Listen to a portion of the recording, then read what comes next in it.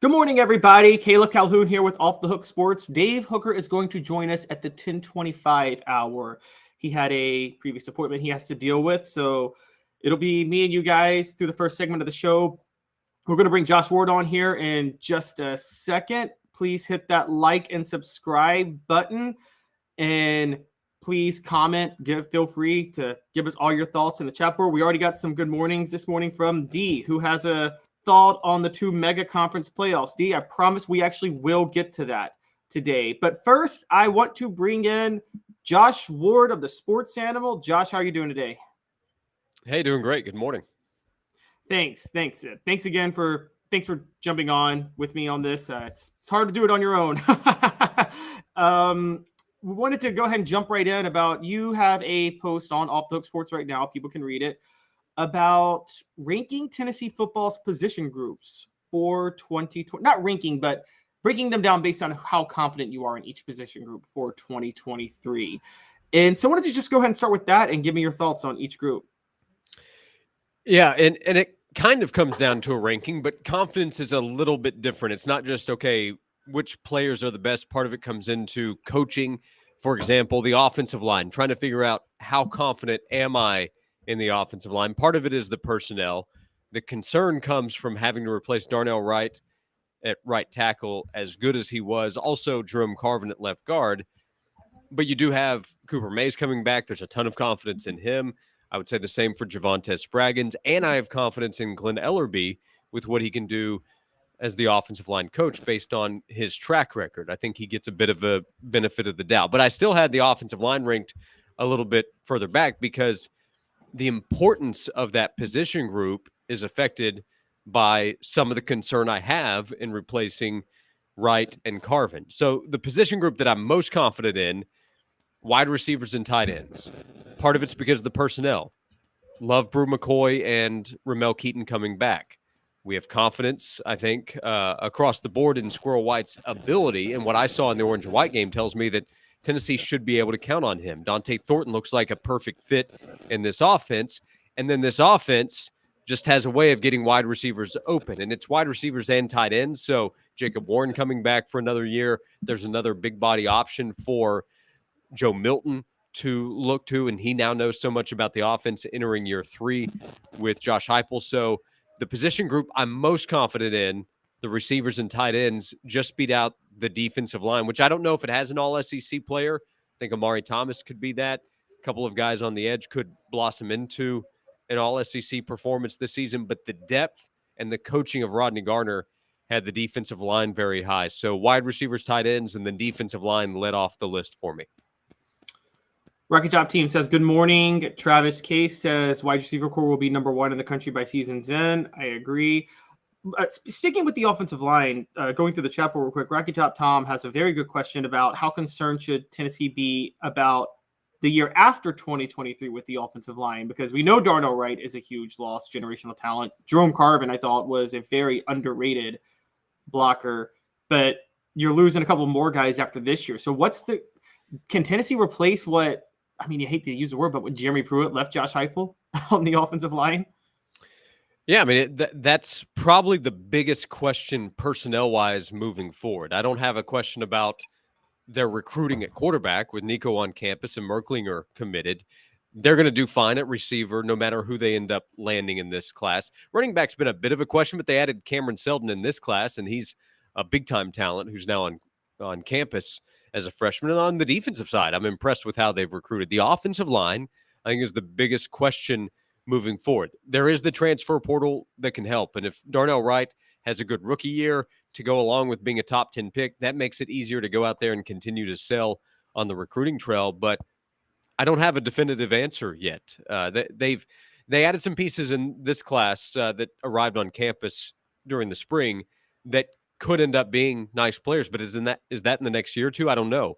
Addison Nichols is a player that we've heard about with his ability and potential, but that's still what it is. It's potential. So I like Glenn Ellerbe a lot as the offensive line coach. I think he's done a really impressive job the last 2 years.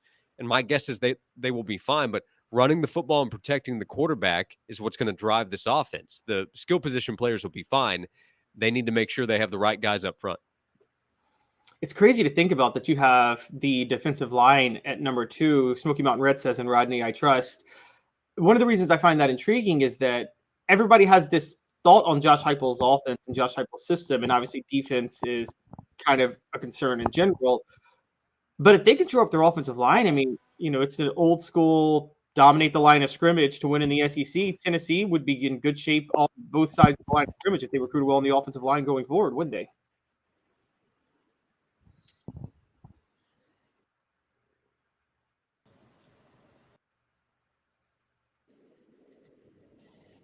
Looks like we're having some technical difficulties real quick.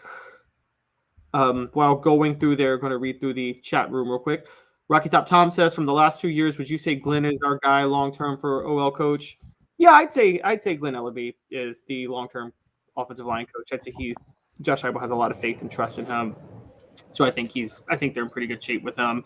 Going through Josh Ward's list, and we'll talk about it when he comes back, but he had wide receivers and tight ends at number 1, defensive line at number 2, running backs at number 3, quarterbacks at number 4, linebackers at 5, offensive line at 6, special teams as a whole at 7, and quite honestly, to nobody's surprise, defensive backs at number 8. Although with defensive backs, I think we can agree there's some low-key potential there. Josh, you still with us? You able to be with us? Yeah, my mic may have died, so I apologize. We'll go with the computer mic. So I apologize. Okay, that's fine. For that. But I'm back with you here if you'll take my voice this way. Yeah, totally fine. Yeah, we were just talking about the defensive line. It's interesting that the defensive line is second, and if the offensive line can shore up just a couple of questions, they could move up high. Given what Josh Heupel's reputation is, it's crazy to think that Tennessee could be a team whose strength is on the line of scrimmage in both sides. Yeah, I mean, it could be. The offensive line will need a couple players to make a huge jump. And we don't know who the starting left guard is. And John Campbell and Gerald Mincey, let's see what kind of tackle combo that is, assuming Mincey's the guy on the right side. That's how we project. The defensive line, maybe I'm wrong. Maybe I'm too high on the defensive line. But a big part of the importance and the emphasis there is the depth, the rotation. There are really good players like Amari Thomas and Tyler Barron and Joshua Josephs in terms of talent and potential, adding all that up. Rodney Garner coaching that group, but also guys that maybe we don't talk about as much as we should.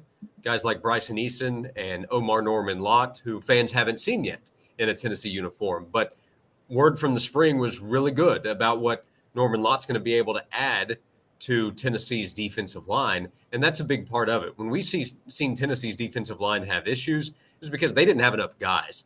And the players they could count on wore down and sometimes dealt with injuries, and then they just didn't have enough players. So I think Amari Thomas could be an all-SEC player. I think he has a really good chance to be an NFL player in the next year. So there is a lot of upside there, but more players that they can count on. And if Joshua Josephs does continue to progress as a player from what we saw as a freshman, and if Caleb Herring can provide something as a true freshman, he doesn't have to be Derek Barnett as a freshman. If he's somebody they can count on, then this defensive line could be even higher as a position group. So I struggled a little bit, defensive line or running backs. And if I was choosing receivers and running backs as the top 2, part of that's confidence in the offense itself, not just the players. So the defensive line, I do think, has taken a big step forward. And if it plays at a higher level, the defense should be better, which could help Tennessee get back to where it was this past season. Be better? I don't know. 10-2 is so impressive, 11-2 after the bowl game. But to maintain that level and give itself a chance against Alabama, Georgia, and then everybody else, if the defensive line plays like it's capable of at the highest level, it can play with anybody. Going on from the defensive line, you go to the backfield. You have running backs at 3 and quarterbacks at 4. Running backs, it seems like it's the same concept where there's a lot of depth in numbers there, and I'm guessing that's what put them at 3. But are you concerned that even though we've heard talk about Dylan Sampson, there's not that? I know it's a high standard, but the Jamal Lewis type, that's not on this roster, is it? No, I don't think so. I mean, I think the highest upside player is probably Cameron Seldon. I love the speed, the burst that Sampson has, and now he's a guy that we factor in. A year ago, as a true freshman, we heard good things and we saw a little bit of it, but during the season, we also saw that coaches didn't have confidence in him because of pass protection. I think that will be higher this year. Selden has high upside. Small and Jalen Wright have proven that they can play in the SEC. Running the football is so important. I think Tennessee will be effective running the ball. We saw in the Clemson game how important it was with Joe Milton at quarterback. And it's just, we talk so much about the quarterbacks and the passing game and the big plays, and obviously that matters. But Josh Heupel's going to run the ball, and I think he has more players that he can count on now. Remember last August, Tennessee brought in Lynn J. Dixon. That was out of desperation from where they were with their scholarship numbers, and he only lasted a few practices. They're not in that kind of position now. So Tennessee should feel good about the amount of players that they have and will be able to rely on. And I think the ability. Jabari Small is a legit SEC running back. Is he Jamal Lewis, Travis Henry, Arian Foster level? That would be unfair to say. Same for Jalen Wright. But they are good enough to make plays, especially in this offense. And the guys that we haven't seen as much might have the most upside, which can create more excitement. But if they deal with an injury, or if Jalen Wright or Jabari Small are banged up as they have been in the last couple of seasons, maybe Tennessee staff can be more comfortable resting them, getting them back to 100% or close to it, and letting the other guys run the ball. Because I think Jabari and Jalen have had to run through some injury issues over the last couple of years. So elephant in the room, quarterbacks at number 4. Yeah. Someone could make the argument that might be a little high because technically we're still not sure of either guy as a starter. So what led them to be in the top half for you? Well, you're right. The question is Joe Milton ready? Is Nico ready if he's needed as a true freshman to play? Because this is for this season. This has nothing to do with 2024, 2025. This is for this upcoming fall. My confidence is in what we saw in the Orange Bowl from Joe Milton, what I've heard about how he's worked behind the scenes, his leadership qualities that he has shown, how he handled not being the guy for most of the last 2 seasons, and what he learned from Hendon while Hendon took over the job and excelled in that position. So my confidence is in the ability. If we were going upside, if this were an upside list, which maybe we should do on another occasion, then quarterbacks might be number 1 based on the potential of what each guy can do. But each guy enters with a big question mark, because there is a scenario where Joe doesn't play well enough for this offense to keep pace with what it did the last year and overall the last couple of seasons. But I think the floor is also a lot higher than a lot of people want to recognize with Joe. I mentioned on our radio show earlier this week, sometimes I feel like when people talk about how Joe Milton played at the start of the 2021 season, they talk about him like he was Chargers Ryan Leaf. He wasn't anywhere close to that bad. He had problems, and he had issues overthrowing on deep passage, which, by the way, are low percentage throws for any quarterback, and he needed to be better. Everybody recognizes that. And I know about the end of the Ole Miss game. But his physical ability and this offense raises the floor of what Joe can do, and I have to imagine that's probably the case for Nico. So it's not number 1. Number 4 on this list, I think, is pretty fair for the quarterbacks, considering question marks with other position groups and the ability that this group, the quarterback, still has. A little shocking to me. I guess the most shocking one for me was that you had special teams down at number 7, because I feel like this might be a little more sure. We know about D. Williams, but also Charles Campbell. He's a proven kicker. So what made you put special teams at number 7? Well, proven's an interesting word, because his numbers are good, and there are reasons to believe that Tennessee will be able to rely on him in big spots, but I need to see it. There's a difference in having to hit a big kick against South Carolina in a game that's gone back and forth, or if he has to hit it, let's say Florida keeps it close in the second half and they need a big field goal on the road in Gainesville, is he going to hit it? He has the ability to, but that's a question going in. They have to replace their punter, and Jackson Ross could be just fine, but it's a question for me going in. So having to replace both kickers, until we see it done, I'm going to wonder a little bit. They do have more athletes to help on kick coverage. D. Williams is a very talented punt returner. He showed that off this past year. Part of the issue as well, I have a fair amount of confidence in every position group. Like special teams was just ahead of the defensive backfield. I think the questions there are pretty obvious, but there are reasons to be optimistic too. So I'm not necessarily down on any of these position groups, but somebody had to be ahead of the other. And linebacker compared to special teams, I like the transfer of Keenan Peely. I like the potential of Arion Carter to be able to help right away as a freshman, and Elijah Herring the way that he plays. So to me, they're a little deeper now. But the coaching of special teams under Mike Eckler has been good. So there should be some confidence there. The fact that special teams is as low as it is actually kind of a compliment to what this Tennessee football team can be this fall. Yeah, so you bring up linebacker, and I agree with you with linebacker. I think that they could actually be very good. It's just a little bit of questions of what we haven't seen. Comparing that to defensive back, and no surprise to anybody that they're number 8 or last on the list. But the question becomes, do you think that could have like a little bit of a linebacker factor to it, where there could be some, you got 2 4-star recruits in Jordan Matthews and Ricky Gibson. Heard a lot of good things about both of them. Gabe Judy-Lally transferring, Warren Burrell's back. Do you think defensive back could be, even though it's unproven and it belongs at last spot, could be shockingly better than people think this year? It could. If you are making the case this offseason that, hey, Tennessee's going 10-2 again, and Tennessee's going to have a real shot against Georgia, and Tennessee can go to Tuscaloosa and win this year. If you're making that case, that Tennessee's a legit top 10 team, let's say, well, then part of that's probably going to be that the defensive backfield is improved. Danico Slaughter has a chance to be a really quality player for the Vols at corner, is where we project right now. The competition has to make whoever's out there playing better. There's probably more confidence in Wesley Walker, and he probably has a better understanding of the secondary. The concern would be what if the coaches say, you know what, we know what we're getting with the veterans, we're going to stick with them right now, but they haven't actually made that much improvement. At safety, they still have some concerns. They're still struggling in coverage at corner, and some more talented players who might make mistakes, but also might be able to progress and be better players by the end of the season are left on the sideline. So that's a question I have, and that's a pretty typical question when you're talking about freshmen trying to beat out veterans for playing time. I think often coaches are going to naturally go with the guys that they know and have seen out there first. But the upside, the improved level of talent, and the increased competition should make this defensive backfield better, and it should be improved from where it was a year ago.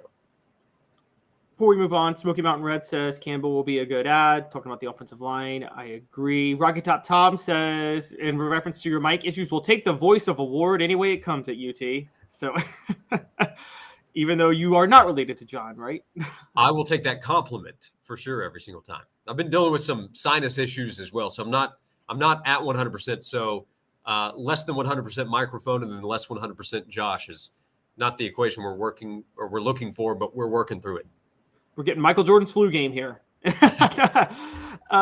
Travis says high-powered offense will help the OL and all champion teams start in the trenches. Rocky Top Tom says coach inherited a thin roster. We talked a little bit about Cam Selden seeming like a little bit more of a violent runner and deserving of reps. You mentioned him. And Elias Gray predicts Jalen Wright will lead the team in rushing if he stays healthy. I disagree. I think it'll be Dylan Sampson or Jabari Small. Travis Case says he can't remember the last time there were this many quality running backs and receivers on the same team. And also Travis says Rocky Top Tom says he thinks it'd be around the former years, and says, I miss Robert Meacham a lot. Yeah, I think we all miss Robert Meacham. That was a fun. Yeah.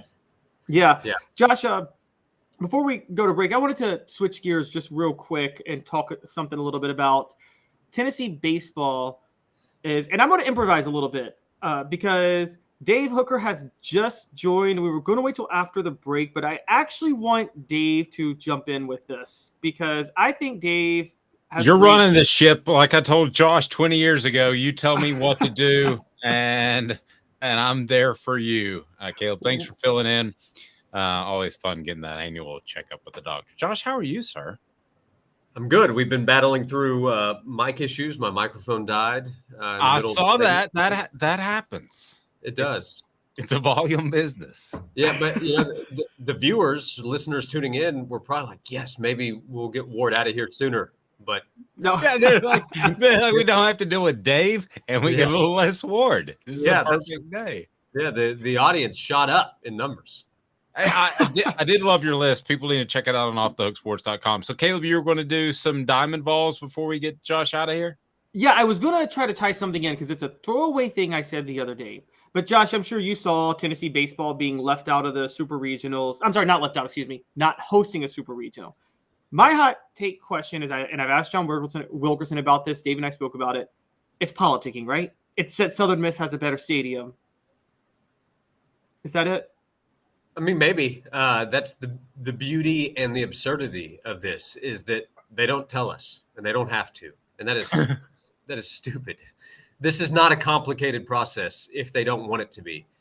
The NCAA basketball tournament is ranked 1 through 68. They tell us ahead of time, this is where the teams are ranked. If they did this with baseball and they told us, here's 1 through 64, here's how they rank, then if they ran into this situation, they could simply say, as long as the two sites can accommodate, well, the one that's ranked higher gets to host. And then we don't have to go through this charade of behind the scenes conversations and trying to figure out, okay, well, this AD's son plays on the team, so how did that factor in? Then I'm wondering, what did the other AD or the other committee members just bow down and say, well, your son sits the bench for that team, so I guess you get to travel to go see him there. Like, what are we doing here? Or you could just say, well, here's the criteria, here's how it works, here's who gets to host, instead of having some secret 10 a.m. announcement the next day. But it created interest. It created outrage, which creates more conversation, which I guess is good for college baseball. But I would say this would be good. Let everybody know how you do things so they don't think you're cheating one team versus the other. That would be my suggestion. Josh, I know where Caleb's going with this because I think Tennessee has some strong politicking power. But isn't this just the way that the NCAA has done things for years? I mean, my fear is that this happens with the college football playoff. It's happened with the NCAA basketball tournament. We've been like, why is that team left out and this team's in? They don't come out and answer any questions. Right. I want it to be true that the committee members, we're told they're getting together and they're going through the process and they're figuring out, okay, here's the bid, here's that bid. What are all the factors that we'll consider? I prefer to believe that they just sit around and play video games and they set their iPhone to go off at 9:55. It's like, oh yeah, 5 minutes. We have to tell everybody where they're going. What do you guys think? And then they just say, Southern Miss. Okay. And they get back to their games and then they play because nothing else makes sense with this organization at this point. They make it complicated for a reason. They keep it secretive for a reason. I don't follow college baseball around the country in great detail. Many who do say it's a toss-up in terms of the resumes for who gets to host, who shouldn't. I feel bad for John Wilkerson and Tennessee media who are not looking forward to traveling to Hattiesburg. I feel bad for Tennessee fans who were looking forward to getting to go to Lindsey Nelson Stadium because that was going to be quite the atmosphere this weekend if Tennessee had hosted. But Tennessee baseball should take the mindset of, they said we couldn't win on the road. We went 3-0 at Clemson. They said that we were done 6 weeks ago, and now we're 2 wins away from going back to Omaha and do better than last year's team did in the postseason. So if Tennessee's team goes with the right mindset to Southern Miss, then they can do what Ole Miss did last year, go from a team that everybody counted out to having a chance to win the title, and Ole Miss did it last year. So this can be a positive for Tennessee. The old chip on the shoulder. Tennessee gets to take it to beautiful Hattiesburg, Mississippi.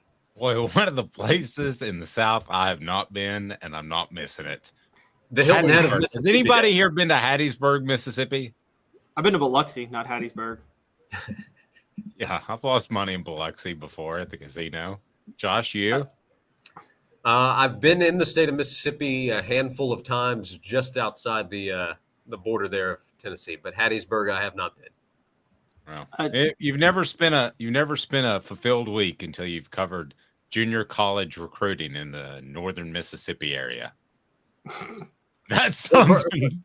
For Tennessee fans who are going there, just make sure to hold on to your wallet real tight, allegedly, if you run into Brett Favre trying to take in the Ouch. So Ouch. Brett Favre gets shots all the time. All right, Caleb. So how can politicking help Tennessee? We discussed this in our 3:30 a.m. production meeting. And I don't really remember exactly what you said because it was so early.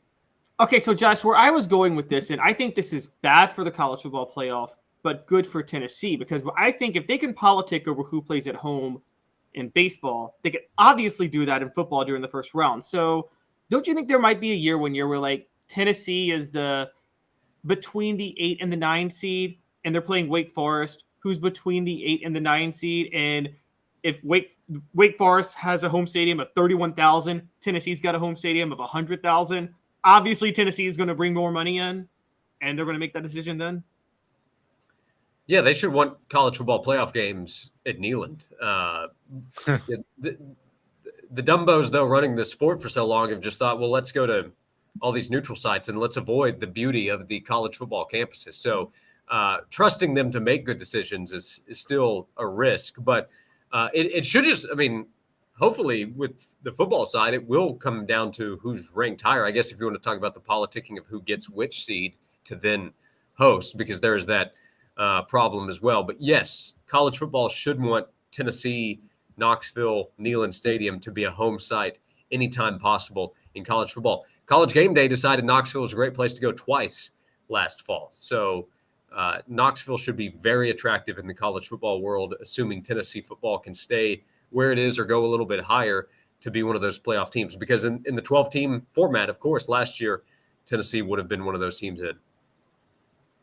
It's an interesting point that I'd never really thought about. Just blow up bowls and playoff destinations altogether and have them all on campus except for one mega bowl. Well, why would you want to go to Knoxville and Gainesville and Tuscaloosa and Madison and Columbus when you can go to stale bowl sites that fans aren't particularly excited about and the executives can rake in extra cash to bring them there thanks to the sponsors? Why would you choose the exciting atmosphere of college sites, the college sites that have made the sport what it is over more than 100 years? You're telling me Shreveport's not more prestigious than Knoxville? Sorry. Josh, literally every bowl game that I have covered, this discussion has happened. So what brings you to town? Oh, well, I'm covering the bowl game. Oh, really? Who's playing? That happens every single. Would that ever happen in Knoxville, Tuscaloosa, Athens, or anywhere else? When you go to Baton Rouge and you say, looking forward to the football game this weekend, typically they say, what football game? Who's playing? Yeah, in Baton Rouge. Yeah, so Shreveport or Baton Rouge, which is the more exciting atmospheric location for college football? It's tough to say. All right, Josh, I'll let you go with this. I posted this on Twitter, and it caused quite the hullabaloo. Most underrated fruit is, I go pear. Pear is the answer. Yes. Pear's very good. Mango for sure, too, though, belongs in this conversation. It's like a B12 shot. Yeah, that's pretty high rated, though, for me. I'm a big mango guy. Bad for your blood sugar, though, I found. Is that right? Pears are terrific. Never brought up in the conversation. Funny shape. Yeah, there's so many things to brag about with the pear. Yeah. Now, I don't like my women like a pear, but I like my fruit like a pear. You can pair it with a number of different foods, too, to make a high-quality snack. You can pair it with a number of different foods. Yeah, you both. Yeah. So use those jokes. You both really have a pair. All right. So the raspberry. Raspberry is pretty underrated. Both the raspberry and the blackberry. Raspberry is underrated. I'll give Travis that. He mentioned that on the Twitter last night. So fill us in with. Let me go after this. Favorite berry? Eric? You beat me to it. Okay. I'm still Halle, but Okay. Halle Berry's pretty good. What was that movie? Swordfish? Whatever it was. It's pretty strong. Yes. All right, Josh. People can follow your work, your writing, which is fantastic, on the website called offthugsports.com, which we celebrated our 1-year anniversary. I didn't even realize it 2 days ago.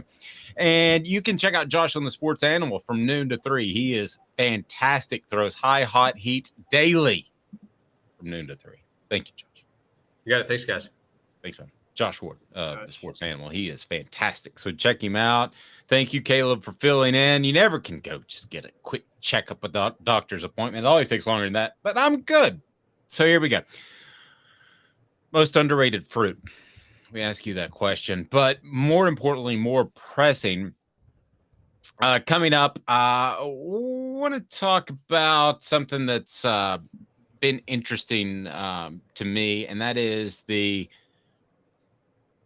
actual influence that Nick Saban has on the SEC. Is it good or bad? And he's now lobbying with NIL. So we'll discuss that. And I think he had a big say in the fact that the SEC schedule didn't get fixed last week at SEC spring meetings. Hang tight. He's Caleb Calhoun. I'm Dave Hooker. We'll be back in just 2 minutes. How about that?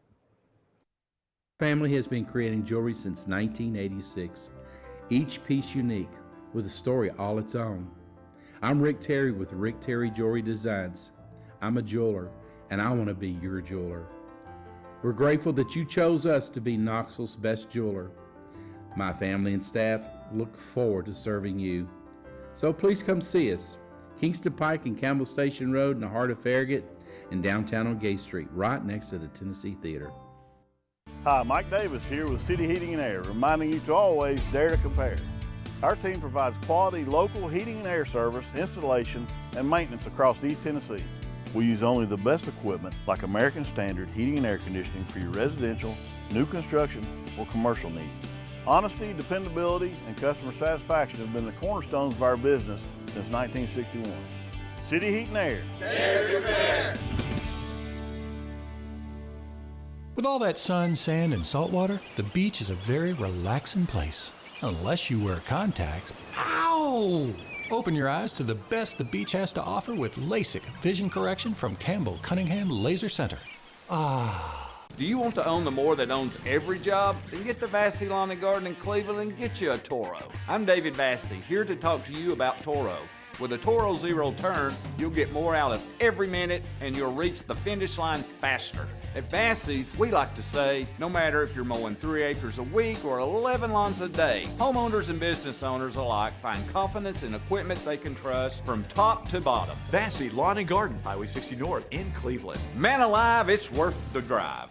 These mountains hold and defend a spirit far better than moonshine. A drink that holds flavor, that becomes necessity. A hard cider made and relished by folk who are as hearty as they are legend. A refreshment that can only be found in one place. With a taste that makes you say, give me 3 bottles of the good stuff. Tennessee Cider Company, where necessity can be found. Objective coverage. Hey, that's new. If we get caught, we're going to jail. The Dave Hooker Show, a presentation of Off the Hook Sports. YouTube, Apple, Spotify, and the free Off the Hook Sports app. I'm going to need to see some identification. Back to Dave Hooker. With Caleb Calhoun, the most underrated fruit on our message board. Raspberry pear are up there. Caleb, did you go with that? Did you have a vote? I'm not much of a fruit guy. No, because I do. Not much of a fruit guy. I like watermelon, apple, grape, and I'm like, none of those are underrated. Like, people love all those. So yeah, but you don't see watermelon every day. See, you see you see apples and bananas every day. So watermelon might fit under underrated. Okay.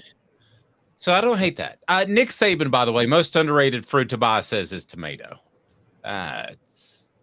Come on, Tobias. All right, so let's do a more serious topic. Are we sick of Nick Saban yet? Because he's trying to make us feel that way. Today's tough question. Take a side. Take a stand. The Dave Hooker Show, a presentation of offthehooksports.com. For those that don't know, Caleb also does a lot of work with the political realm. By the way, today's tough question is brought to you by Andy Mason Real Estate. So he's well aware in both realms, sports and politics, that Nick Saban and the SEC are going to Congress to lobby for NIL regulation. To the best of my knowledge, Off the Hook Sports broke this last year, and that was at SEC Media Days. We'll be broadcasting from there in July. But I asked I asked Greg Sankey really simply, I said, what kind of timeline are we looking at? And the first thing he said is, you got the midterm elections coming up. And I'm like, whoa, he's thinking like way down the road.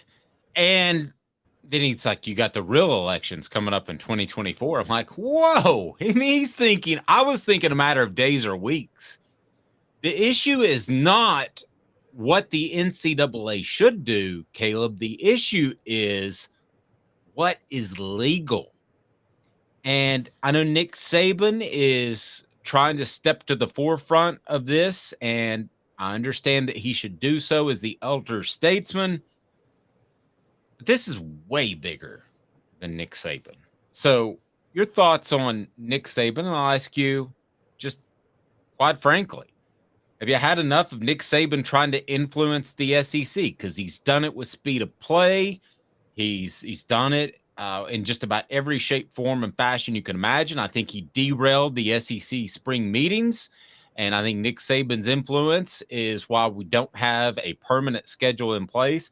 I'll go ahead and tell you firsthand, I'm ready for him to step aside from a policy standpoint. Be a great coach. Coach at Alabama as long as you want to, because I think it's better when the programs are great. And Alabama has been great. But I've had it with him being the voice of the SEC. I'm done with that. I think it's self-serving, and I'm good. I'm ready to move on. Caleb, thoughts? I disagree, believe it or not. And I'll tell you why so his influence, he didn't derail the 9-game schedule alone. Jimmy, we couldn't get him. We had technical issues yesterday speaking with him, but a lot of schools were against it because a lot of schools are rightly, again, upset about the poorly negotiated contract that Greg Sankey got from ESPN, and they want a bigger payout, meaning it's more important to make sure they get to a bowl. Also, was his attempt to slow the game self-serving? Yes, but it didn't work. Nobody listened to him. The game still is speeding up. This going to Congress, I'm going to be honest with you, Dave, it's not self-serving at all. Now, people think it's self-serving, but I think it's a genuine thought on where college football could be, because here's the issue with NIL. Every state has different laws, so there's no uniform standard. People thinking that Saban is worrying about this for himself. Hey, newsflash, everybody. Nick Saban just scored the greatest recruiting class in the history of college football by 3 different recruiting services and metrics. And that was in the heart of NIL. So NIL's not hurting Nick Saban or Alabama at all. Also, another thing I wanted to bring up, Dave, that I don't think a lot of people are paying attention to. If you're Nick Saban or Kirby Smart or Brian Kelly, even at LSU, when LSU's loaded with talent in Louisiana, you don't really need... don't get me wrong, you need NIL as a baseline, but you don't have to outbid for talent, because you know this, Dave, covering recruiting. Players, a guy that's playing for Tennessee might have been outbid for talent. You might get a couple from Louisiana. Okay, fair enough. You might get a couple, but by and large, when it's Alabama or Georgia. Question, Dave: When do people with major football ties start targeting these elite athletes? They're 14 by the time they're being targeted, right? The uber like weird, the anywhere guys. Okay, the anywhere guys. Okay, like the Arch Mannings of the world. Yeah, everybody knows who he is the day he's born, but mostly they don't start to get targeted until probably 8th grade, freshman. My thing is with Saban, though, here's my issue with Saban. I don't trust anything he says because I think he has ulterior motives. So he may be going with the best interest of the SEC at heart to Congress, and he may be doing that. That's great. But I don't think he's done that necessarily on his other decisions, so I'm just ready to move on. I'm not ripping him. I'm not questioning his intentions. I'm just ready for this to move on. I think he has the most credibility to speak on NIL, though, with Congress, if you're going to have a coach go, not just because of his success, but because he also just had the #1 ranked recruiting class in the country. So if any coach has less incentive to change the current structure, it's Nick Saban right now. Okay, but why would he have greater insight than Josh Heupel or Brian Kelly, 2 schools that are mastering the NIL game right now? I mean, to me, they have more insight and they know the way things are working. They know that a guy like Jordan Matthews might be coming to them asking for money, coming out of the state of Louisiana, maybe. I think Josh Heupel and Brian Kelly secretly don't really want change in NIL. I mean, because they're kind of... Well, something has to get regulated at some point, right? Yeah, but why would they ask for it to be regulated when they're benefiting from it the most? Like yes, it probably will, but I think they want to take advantage of it for as long as possible until it is. Yeah, I guess when I look at the situation they're in, if I'm Greg Sankey and I wanted to go to someone that had a good feel for NIL, see, I think Alabama put together a really highly rated class. I'm not suggesting they didn't pay anybody. I'm sure they did, or most, but I don't think that they had to go out and pay a ton because I think they relied on their history. There is still something to be said for that. And there's also, if most of these players are smart, they realize Alabama, their focus is the NFL, which is worth way more money than the NIL. So, yeah, I mean, as John Calipari says, you're tripping over nickels to cost you millions, which is a really good saying. So, yeah, I mean, I think Alabama does that for you. I would just be interested in a fresh perspective. I'm ready for that. And I don't know who else that would be. If it's not Nick Saban, who gives you a fresh perspective of the way things are in the SEC with NIL?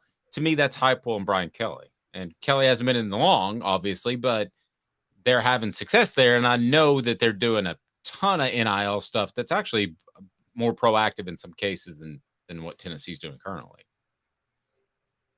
I could see that. And wouldn't you like to see his perspective?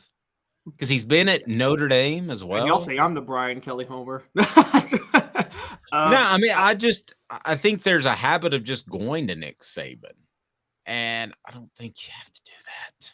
Well, let's not forget the two senators most involved in this. It's a bipartisan group. It's Tommy Tuberville, who's a Republican, and Joe Manchin, a Democrat. Tuberville represents Alabama. Is probably more connected to Saban than any senator in out there, except for Joe Manchin, who was a childhood friend of Nick Saban's in West Virginia. So that's probably why they're bringing him up. And I don't think if you're Tommy Tuberville, you would only be connected to Hugh Freeze. Nobody wants Hugh Freeze going to Congress to lobby for any policy. No, that's true. But he might have a lot in common with some of the congressmen. Today's tough question brought to you by Andy Mason, AndyMasonRealEstate.com. Andy Mason is where I go to buy a home, and I'm about to do so because he's incredible. Over 40 years of experience, best service, best price in the biz, AndyMasonRealEstate.com. So for the record, today's tough question. Are you tired of Nick Saban being the mouthpiece of the conference? You say no, you're good with it. You're golden, you got no problem. I'm golden. I got no problem because I think this particular issue is one that he has the most credibility on of any coach out there. Wow. All right. I thought you'd be with me on this one, Caleb. I'm a little hurt. I'm sorry. That's okay. And y'all know we don't manufacture debates, guys, on this show. So no, we don't. Even though I do refer to Caleb sometimes as Skip. No, I don't. It is 4 downs now as I want to talk about some all-time Tennessee players. This had me thinking. So coming up next in our Celebrate 98 series will be the Mercedes Hamilton interview, which was just great. He was so cool to talk to last night.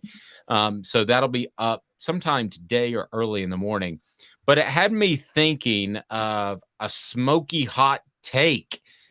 And Caleb and I were on the same page because he thought of it too. 4 downs now, brought to you by Bassey Lawn and Garden. Man alive, it's worth the drive. 4 downs. 4 questions.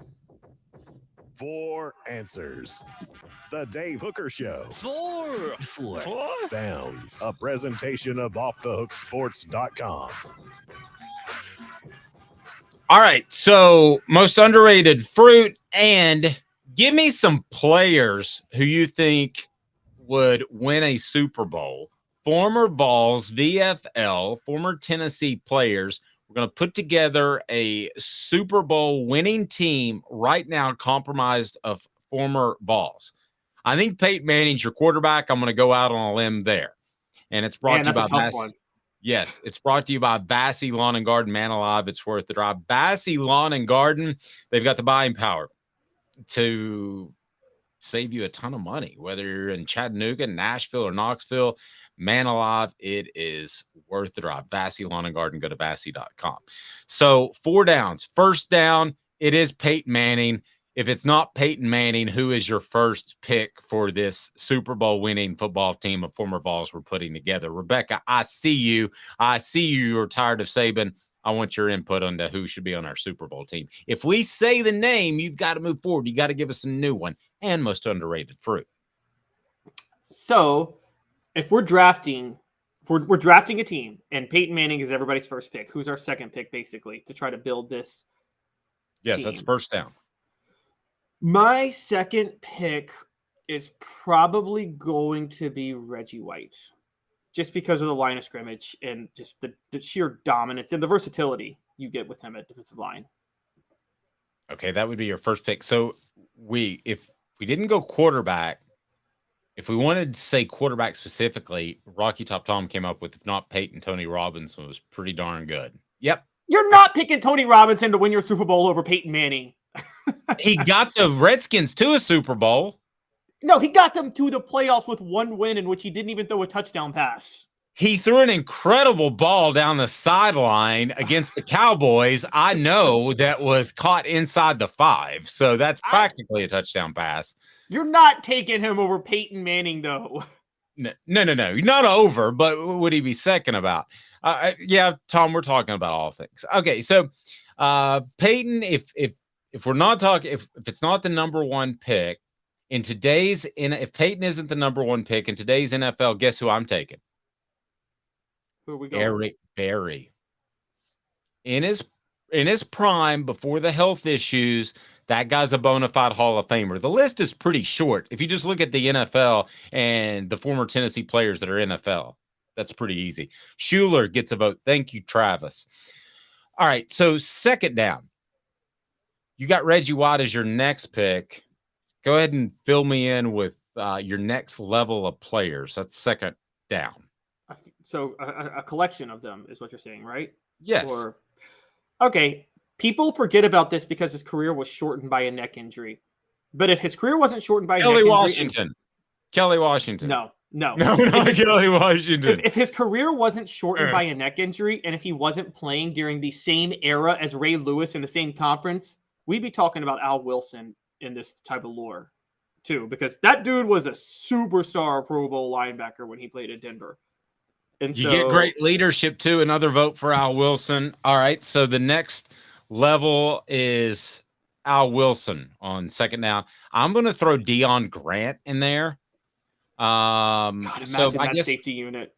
Eric Berry and Deion Grant at safety. Yeah, you're going to be pretty good. We got to make a place for Fred White. Fred White will have to drop some pounds and play corner again, like when he showed up to Tennessee. All right. So on the offensive side, third down. Who is the most important player that you can pick up? Think of today's NFL. Yes, Fred White got a vote. So did Jason Allen. That would be our corner right there. And then Dwayne Goodrich on the other side, secondary set. But the offensive side, on the offensive side, who you taking? You got Peyton as your quarterback. I think you got to load up on the offensive line. So I'm immediately going with Chad Clifton. Putting Chad Clifton in at left tackle. And, I mean, that's crucial. I'm going to go off script. I think if this is a draft, I think there are so many good receivers and offensive linemen. I would go running back Jamal Lewis. Jamal Lewis would be an intriguing one. I mean, I can't knock that, obviously. So we were talking with Mercedes Hamilton and Fred last night, and it was Travis Henry was very good. You knew you were going to have to bring it, but the thing was Jamal could shake you, and then suddenly you're not you're tackling air. So I think a special tailback, even though in today's NFL there are no special tailbacks, I'm going to go in that regard. Who else on the offensive line would you take? Scott Wells at center, Trey Smith at guard. I mean, those three, Chad Clifton, Scott Wells, Trey Smith, and also Trey T. He played tackle for a decent amount of time in the NFL. And yep. I think I've got a pretty filled out offensive line at that point. I think I can win a Super Bowl with those guys. I think you're good. Travis says Lewis, Cobb, and Henry is my backfield. Wow. And we have to leave out Chuck Webb, Smoky Mountain Red, Leonard Little, Constantine Ritzman. We need to start a tradition like I had when I was doing terrestrial radio, and that is Constantine Ritzman's name is mentioned during every single show. We did that for roughly 2 years. Constantine Ritzman. Well, I saw it on it's great Smoky Mountain Red mentioned Leonard Little because, Tennessee was wide receiver U, and I always felt they should have been defensive line U. Because in 2003, Leonard Little was second in the NFL in sacks. John Henderson and Albert Haynesworth were both Pro Bowlers. Just imagine those three playing together on one defensive line in the NFL, much less college. That leads me to third down. You've already taken Reggie White. Who are you taking next?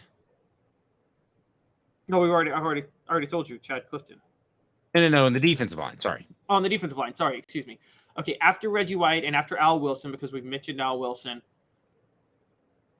Dale Carter. That's my lockdown cornerback. No, I like that, but defensive line. Who you got to go along? Oh, defensive line. Oh, okay. All right, I've already taken. All right, at that I'm taking Albert Haynesworth. For all of his issues, Albert Haynesworth and Reggie White together. I think Reggie White could keep Albert Haynesworth in line. Yep. Crazy good sting. There's not a lot of people that have walked the face of the earth with that kind of fast twitch ability at that size. We need to have him on. He's doing something with Don King. Darwin Walker gets I like that. I also you can't like because would you start Darwin Walker over Henderson and Haynesworth though? No. So think about my question to you is, that is depth. Here's the question, Dave. Could you win a Super Bowl? Pick a year when a bunch of Tennessee players were playing. Could you win a Super Bowl with just Tennessee players in a certain year? And my bet is 2003, you could. Wait, the 2003 NFL season. Take former Vols who were in the NFL in 2003, and I bet you I could win a Super Bowl with them. You ready for this rundown? Yeah, but first, fourth down, give me your two receivers you would take, because that's an interesting debate. Okay, my two receivers would be Stanley Morgan, the best NFL receiver who ever played at Tennessee, if you really go through the numbers. And then on the other side, I would probably go Carl Pickens. I would go Carl Pickens and Alvin Harper. And the reason the 1990 receiving core. Yeah, pretty much. And the reason I would go Harper, stretch the field just like the Dallas Cowboys did in 1992. He got sick of running go routes. They were like, he just run and go. That's basically what he did. All right. So you think 2003 that there's a team you could put together that current Vols who were yes, in the current NFL, I could Vols who were in the NFL during that time. If I could get them all in their prime, I could have won a Super Bowl. And just actually, what does your team look like? I'm gonna move it up 1 year. I'm gonna move it up to 2004. Okay, I need to move it up to 2004. So I'm gonna move it up to 2004. Here's my team: Peyton Manning's my quarterback. Jamal Lewis is my running back. For those who don't know, in 2003, Peyton Manning was co-MVP and Jamal Lewis was a 2,000-yard rusher. I'm good at backfield with those two. Jason Witten is my tight end. My offensive line is Chad Clifton, Scott Wells, Trey Teague. I think I could find two more linemen in the NFL during that time. I think Fred Weary I could plug in at guard, and I could get another guy. On the defense, I could have John Henderson and Albert Haynesworth in the middle, Leonard Little and Sean Ellis on the ends. I'm good on defense on the line. Yeah, you're good. At linebacker, I could get Al Wilson at middle linebacker, who was a superstar during this time. Raynoch Thompson was a regular everyday starter during this time. And Dominic Stevenson and Eric Westmoreland both had some NFL experience at this point. I could get either of them. And I can roll with that. Yeah. Who's your tight end? I assume it's Jason Witten, right? Jason Witten. Yeah. Because it should have been David Martin, but he wouldn't move to tight end and stayed at wide receiver at Tennessee. But anyway, that's another story. That is another story. Now, receiver would be a little tricky. In 2004, my receivers would be Peerless Price would be one receiver because he was starting in the NFL. The second receiver would be a little bit difficult. Even though Tennessee was wide receiver U, they weren't really loaded with NFL receivers. I'd probably have to go Kelly Washington or Dante Stallworth for my other receiver during that time. Now, the secondary is where it gets intriguing. Jabril Wilson and Deion Grant are my safeties. I got safety locked up at that point. Jabari Greer would be my cornerback. I need another cornerback. Wait, that's why I'm struggling. Okay, that's pre-Barry. All right, sorry, go ahead. Yeah, Jabari Greer would be my cornerback. I need another cornerback, and that's my only issue is I need a cornerback, but I think I can find somebody. But I'm telling you, I think I got a Super Bowl team with this. No, I think you're pretty good. Rocky Top Tom said, can we have the same conversation in the context of Golden Age football? Yes.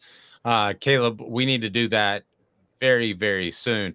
David Leverton is our punter. There's no question about it. Thank you, Smoky Mr. Mountain Red. The most accurate punter ever. I still can't believe that was more than luck that he always did that. Well, he'll tell you that his most incredible play was tackling Peter Warwick in the national championship game. That's what he was most proud of. Do you remember how isolated they were? It was just him and Peter Warwick, and it's like, man, David's about to get burnt. Scorched. I need to go back and watch that. I don't even remember that. He makes the tackle in open field. He's the last dude. Bad day for Peter Warwick. He couldn't beat Dwayne Goodrich in coverage, and he got tackled by a punter. By the way, one thing I didn't know, the entire Fiesta Bowl before the national championship game, it's why you need to check out the Celebrate 98 series. It'll come up. We'll have the Mercedes Hamilton conversation. They were not allowed to talk to Florida State, talk any trash. And they probably got that from Nebraska the year before, who didn't talk at all. And then the last day, Philip Fulmer said it was the last bowl event. So they have these bowl events, and it's some splash country thing. And he said, gag order lifted, say anything you want to. And the players are all with the Florida State players, and they just come out of their shell. And what it was, trash talking to the extreme. That's a level of brilliance I wouldn't have expected from Philip Fulmer. I discovered something else. He also told a joke during halftime of the national championship game, and Mercedes and Fred both said it's exactly what they needed because it loosened them up. Wow. I thought that was very He had a unique skill at motivating players. That makes sense because, you're low-key. And I do remember a lot of Tennessee players, and I'm sure they'll tell you this in the 98 team. It was ridiculous. Tennessee was undefeated. Florida State had one loss, and everybody was picking Florida State in that game, I remember. And I think the aura of Florida State bothered the Tennessee team. It did. And I never thought, just watching football and knowing ball like you do, I didn't think that Florida State was really any strong threat to beat Tennessee. Elias says, give us some names here. I'm going to start with Doug Atkins, but Elias did say, I wonder if there's anyone pre-1980 that belongs in this list. It's just such a different in terms of size, but I would have Doug Atkins on that list. Remind you, go to crafttreats.com, use the promo code Off the Hook. The promo code Off the Hook, get 20% off the chill pills with the CBD derivative or any of their fine products. 20% off with the promo code Off the Hook. That's crafttreats.com. The chill pills with the CBD will help with your pets' digestive issues, also help with your pets' maybe anxiety issues, arthritis as well. So who makes his list pre-1980? I mean, I thought we were talking pre-1960. Are we talking pre-1980? Well, Elias said pre-1980 earlier. Okay, but so pre-1980, it's a little bit better because I was reading pre-1960 and I'm like, pre-1960, like sports doesn't count. You can't say who would make a list in football when players were playing when no black people could play. Okay, you can't do that. Yeah, you definitely limit the talent pool. But does anybody stand out other than Doug Atkins? I mean, people need to know that Doug Atkins. Oh, we'll do pre-1960 at some point too, as well, Tom. But just pre-1980, people need to know that Doug Atkins, he was the type of guy that was like the Victor Wembanyama. I mean, he was the just generational talent that was the biggest guy on the defensive line, but would jump over offensive linemen. I mean, it literally was that insane. And in a radio interview, he cursed like there's no tomorrow. So I think a couple of guys from the Dickey era. I do think Steve DeLong, the first Outland Trophy winner in Tennessee history, could get there. I think Bob Johnson, the center from that time, could get there. And they could both play because they played during the 60s and 70s. And I think that was a time where you can make it. But pre-1960, it's Doug Atkins. Honestly, pre-1980. Pre-1980 and pre-1960, although Stanley Morgan was pre-1980, I think he could do it too. But pre-1960, it's Doug Atkins and nobody else. It's just Doug Atkins. Because Doug Atkins is like one of the few players who can play it in any era. And for people who want to be biased to eras, guys, Johnny Majors was a single wing tailback. And the single wing was all about running the ball. And Johnny Majors may have been, 175, $160, something like that. Yeah, and he wasn't big. Yeah, you guys think a guy who's 160 pounds could be a tailback in today's college football or NFL? No. No, that's Josh Ward running around is what that is. Yeah, if there's one piece of audio I wish I could go back and find, it was a 40-minute interview with Doug Atkins. And it was a lot of cursing, but it was also a lot of history that you didn't realize that you were just that one generation removed. Caleb, you would have loved it. I remember he would say things like, so I went up to George Hallis and I said, you bleepity bleep, son of a bleep, you bleepity bleep this. Okay. You said that to George Hallis? And he used to, and in Wrigley Field, he used to shoot pigeons with his rifle before games out of the rafters. That is epic. That's so hilarious. Oh my gosh. What do you do to get right before the game? I go out with a firearm in the stands and take out some birds. John Morant would have loved him. 2 minutes of preview of a Big Ten team we want to get into. Yes, Alice did almost lose control of. By the way, I'm a sports historian who also, with the exception of baseball, who doesn't like thinking players from different eras could play in this era. The whole Russell Chamberlain talk, guys, Bill Russell would not start or be on any NBA roster today. I'm sorry, he wouldn't. There's not one NBA team that he would be good enough to be on. You're on such a good roll. 2 minutes, a team that's getting an awful lot of preseason love. Is it deserved? Stay tuned. He's Caleb Calhoun. I'm Dave Hooker. To own the more that owns every job, then get to Vassy Lawn and Garden in Cleveland and get you a Toro. I'm David Vassy, here to talk to you about Toro.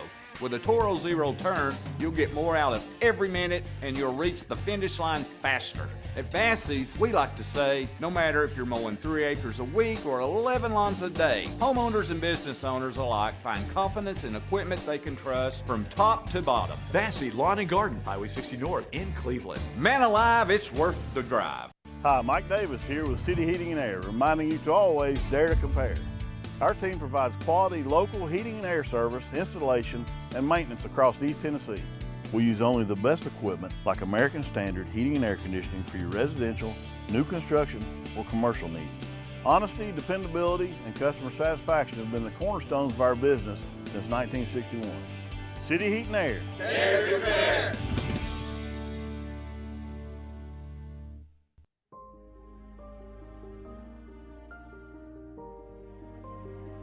Our family has been creating one-of-a-kind pieces of jewelry in West Knoxville since 1986. Each piece is a combination of unique processes that bring your idea to life. Every day in our shop, a truly special item with a story all its own is being manufactured in our facility, bringing the history and family sentiment into a whole new generation of life. We're grateful that you chose us to be Knoxville's best jeweler, a title that we value and respect. Because to me, being a jeweler and owning a jewelry store are not the same thing. I'm Rick Terry. I'm a jeweler, and we want to be your jeweler. Kingston Pike and Campbell Station Road in the heart of Farragut, and downtown on Gay Street right next to the Tennessee Theater. With all that sun, sand, and salt water, the beach is a very relaxing place. Unless you wear contacts. Ow! Open your eyes to the best the beach has to offer with LASIK vision correction from Campbell Cunningham Laser Center. Ah. Objective coverage. Hey, that's new. If we get caught, we're going to jail. The Dave Hooker Show, a presentation of Off the Hook Sports. YouTube, Apple, Spotify, and the free Off the Hook Sports app. I'm going to need to see some identification. Back to Dave Hooker. Johnny Majors drawing comparisons to Emmitt Smith on our message board. I'm not sure I'm willing to go quite that far. What? Johnny Majors couldn't make it in the NFL when he was playing. Okay, and y'all think he would have made it in the NFL 30 years later? Well, I mean, he played in a different position. Could he have been a Squirrel White with 20 more pounds? You think he had Squirrel White speed? I'm talking relative to his time. No, they didn't. He couldn't have a spot. He went straight into coaching because I think he gave Canada a shot for a year. And then he had to go into coaching. He couldn't make it back then. How could you make it now if you couldn't make it back then? Interesting. Well, I thought it was a good comparison. I liked it. Any comparison that Cowboy gets you a shout out. I love it, Rocky Top Tom. As And a Cowboy fan, you should feel disrespected by that. I don't. Now, I mean, I think Emmitt Smith was an overrated back because I think he was just a product. There's never been a Hall of Fame running back more of a product of an offensive line. Sorry, you're going to hate me for saying that, but still. Well, it's not true, but it sounds good. Curvin Richards, as long as we don't compare people to Curvin Richards, the one man who was cut before the playoffs, had nothing to do with salary, but he fumbled 3 times in a game, and Jimmy Johnson said, you can go ahead and cruise, and they went on winning the Super Bowl. He still got paid a Super Bowl check, but wasn't around, the former Bama running back. There's some history. But they kept Leon Lett. Leon Lett was and Albert Haynesworth are very similar in their quick twitch. And when he didn't have to use his brain for anything. Yeah. Okay. I'm talking about Leon Lett. I'm just making a joke. We're about to have Albert on the show, and he knows Don King, so he could get you. Yeah, I wasn't going at Albert. I was talking about Leon Lett not using his brain when he ran the wrong way on the field. Okay, here we go. What the H? What the? What was he thinking? Release the hounds. The Dave Hooker Show. Keep cool. A presentation of OffTheHookSports.com. We're going to preview some teams heading into the season. Wanted to take a look at Penn State. They're getting an awful lot of love. What the H brought to you by City Heating and Air Conditioning, cityheatandair.com. Integrity matters. So what are your thoughts on Penn State right now? They're getting top 10 love from some prognosticators. What do you think of Penn State and their chances of perhaps winning the Big Ten or at least beating a Michigan or Ohio State or both? I think their chances are better than a lot of people think. I'm not so sure they have the team to win it in the college football playoff because they are built like a Big Ten team. I mean, no speed on the outside whatsoever. But they were 11-2 last year. Top 10 team. I believe they get Michigan at home this year. I'm going to look that up, but I believe they get Michigan at home this year. And they upgraded their offensive line. Now, they did lose their quarterback, but I don't really think that's a big deal. I'm reading about Drew Aller, and it sounds like he might actually end up being better. They've got pretty good defense coming back. But the big thing is their upgrade on the offensive line. And with that in Michigan at home. I mean, their offensive line should be really good. I think, I'm not going to try to pronounce his name. Olamunwaya Fashuna was thought to be a possible first-round pick. So they've got 5 other linemen who started at least 5 games last year, and I think they can be very good up front. Here's my issue with James Franklin, and it's going to be the same thing that it was at Vanderbilt. Is he's a really good recruiter, and his teams tend to not make huge mistakes, but where's the innovation in the thinking? So they're going to put an offense in this day and age of college football. And I absolutely love running the football, but James Franklin's going to put a rushing offense on the field. And I just don't get that, Caleb. Yeah, that's where I was going to go. I think that Penn State is not the type of school, and I still don't think they are, even though they recruited as well as they could, where you can just get by without any innovation offensively or defensively. You got to have some, and Franklin has none. And also, you can't get by with a coach who, look, I'm not picking on Franklin. Most coaches are like this, but if you're Penn State, you can't afford to have a coach like this who makes basic in-game mistakes, just really basic Butch Jones level in-game brain lapses. And he's guilty of that a lot. And if you're Nick Saban at Alabama, you can get away with it because you're loaded with talent. And honestly, there's been some times where Nick Saban has gotten away with it. And Kirby Smart can get away with it at Georgia. You can't get away with that at Penn State. That's something you can't get. You're never going to have the talent to get away with that. I don't think they're going to score a lot of points, and then they have issues at defensive tackle and cornerback based off the productivity last year. So are they going to give up points? Where do they stop people? I think Penn State, I know you think Florida State could be one of the most disappointing teams out there, but listen, at some point, just losing to Michigan and Ohio State should be considered a disappointment because you've been at Penn State a long time, James Franklin. What's it, 10 years?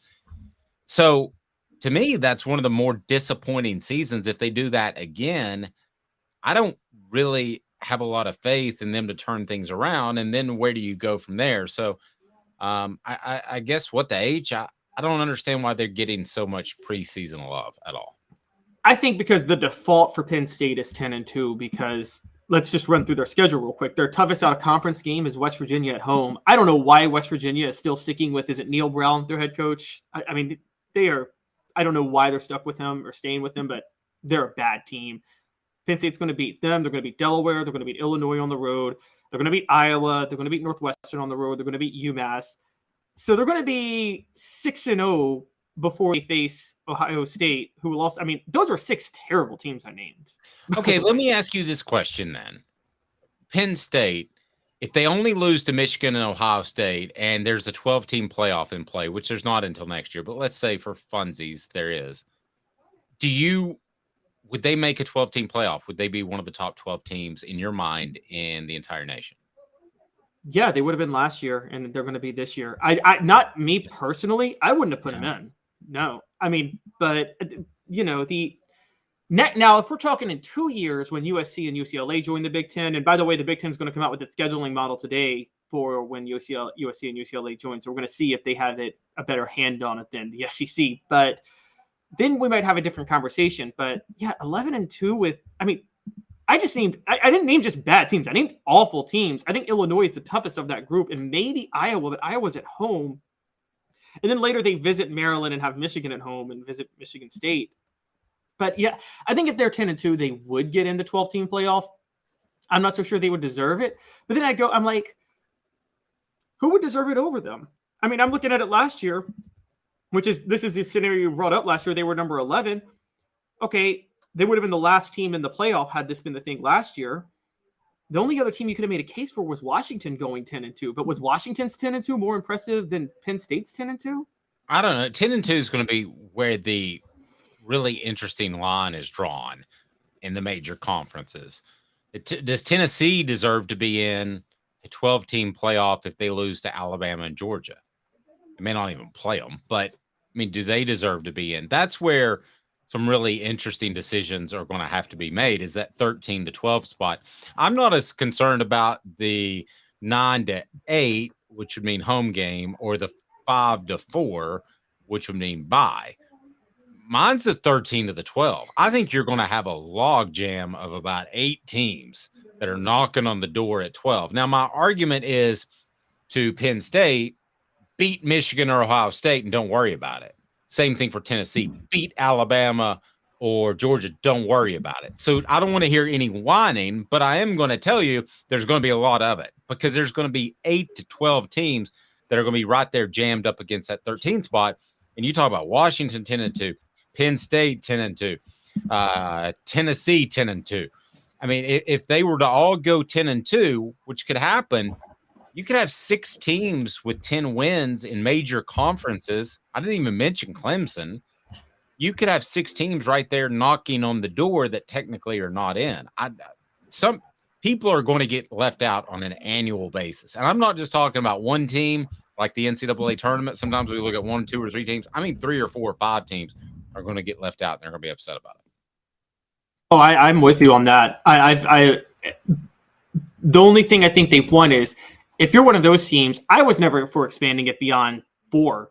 And if you're trying to make the case to be number 12, well, then you really didn't do what you needed to do anyway. I think the point is, and that's kind of where I stand. I will say one thing that might work in Penn State's favor. Look, this looks to be James Franklin's best team. He actually shored up his cornerbacks too. He's got the leader in Big Ten passes defended last year back. Plus, I think he has Johnny Dixon on the other side.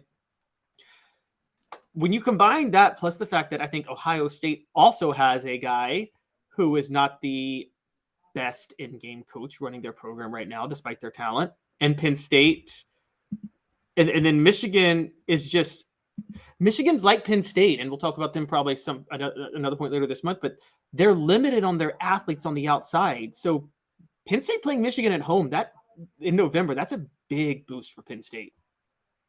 Agreed. He is Caleb Calhoun. I'm Dave Hooker. We'll see you Friday, Football Friday, with Fred Mercedes Hamilton, former Tennessee offensive lineman.